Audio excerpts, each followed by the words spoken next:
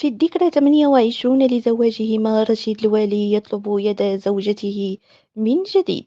اختار الفنان رشيد الوالي السفر إلى كوريا الجنوبية للاحتفال برفقة زوجته ابتسام شكارة بمناسبة الذكرى 28 لزواجهما.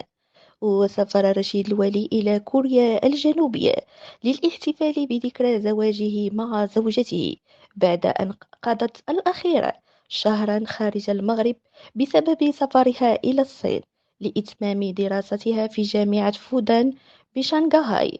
وفي لفتة رومانسية قام الوالي بمفاجأة زوجته من خلال إعادة طلب يدها مقدما لها خاتما كشف في تدوينة له أنه صممه بنفسه ونفذته إحدى العلامات المغربية المتخصصة في المجوهرات. وظهر رشيد الولي وزوجته باللباس الكوري التقليدي أمام أحد القصور في سيول، حيث جث الوالي على ركبتيه وقدم خاتم الزواج لزوجته.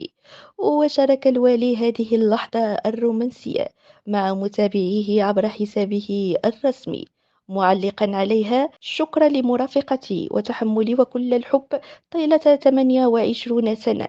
تم الاحتفال في أحد القصور في سيول بلباس تقليدي كوري.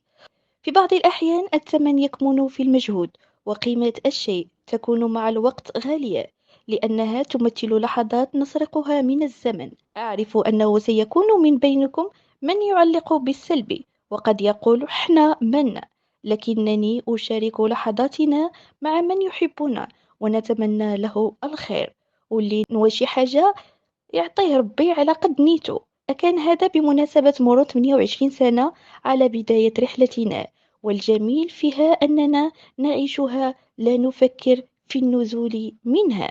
وأثر الاحتفال الرومانسي الذي أقامه الممثل والمخرج رشيد الوالي لزوجته ابتسام شكارة تفاعلا واسعا بين نشطاء منصات التواصل الاجتماعي